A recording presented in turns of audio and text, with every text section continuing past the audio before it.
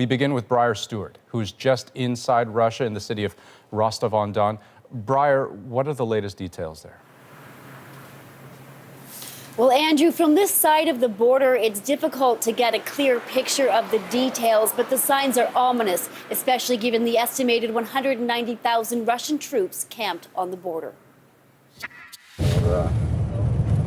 Along the highway leading to Ukraine's border, a visible and intimidating display of an arsenal that's been building for months.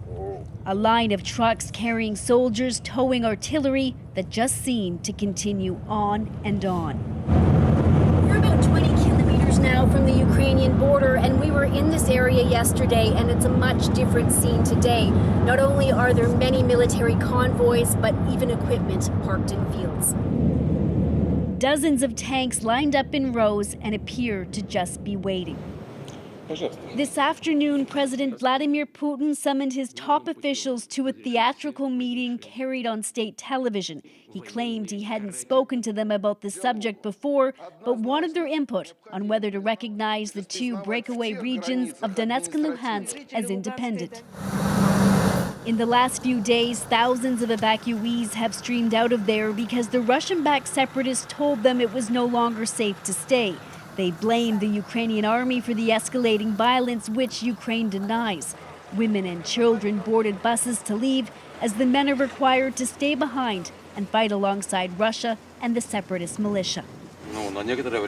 This will be for a short time, this man says. Let's say 2 weeks. At least that's what I hope. Russia says tens of thousands are fleeing for their lives, but Ukraine and the U.S. see them as being used as part of a sinister political plot to give Russia an excuse to invade.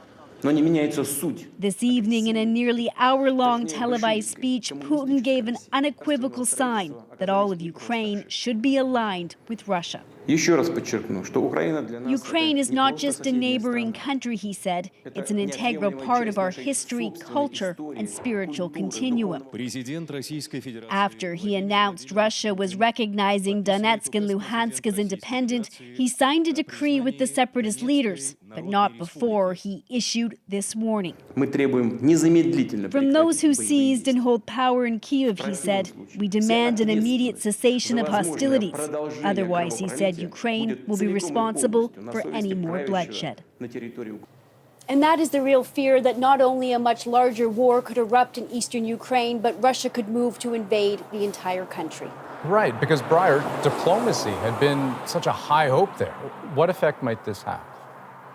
Well, Western nations have condemned this as a blatant disregard for international law, and it kills the Minsk peace process. Now, that was a deal that was struck in 2015 to bring peace and stability to the region. And while it was never fully implemented, it was a focal point for negotiations. Well, this move means that's now off the table, and Russia's relationship with the West is even worse. Briar Stewart on the Russian side of the border tonight. Thank you very much. Okay, now let's get reaction from Ukraine. Margaret Evans is in the capital of Kyiv. What's the reaction there to Putin's speech? Well, the Ukrainian President Volodymyr Zelensky called an immediate meeting of his defense and security chiefs.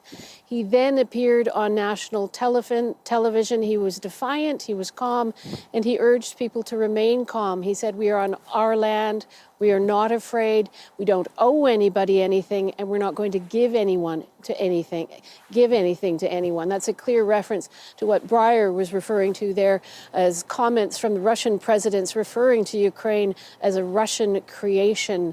He also said, not surprisingly, that Russian actions were clearly violating Ukrainian sovereignty, and he made a very specific call out to the allies of Ukraine to present what he called clear and transparent steps of support.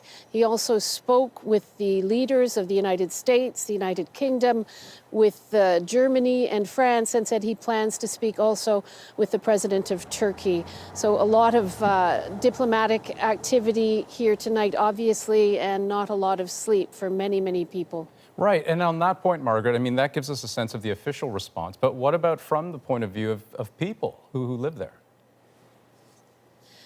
Yeah, you know, people, especially here in the capital in Kiev, have been trying to put on a really brave face, a calm face, all of these weeks, even months of people warning of an imminent invasion. And I think most people actually thought that the notion of it was so surreal, they couldn't even contemplate it.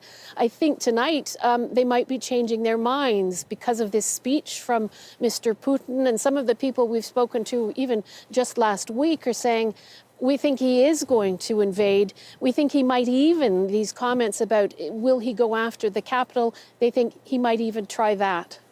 Okay, thank you, Margaret. You are in Kiev tonight, but you spent most of the day in Kharkiv. That's a city just inside Ukraine's border with Russia. You will be back in the program a little later with more on that. Thank you.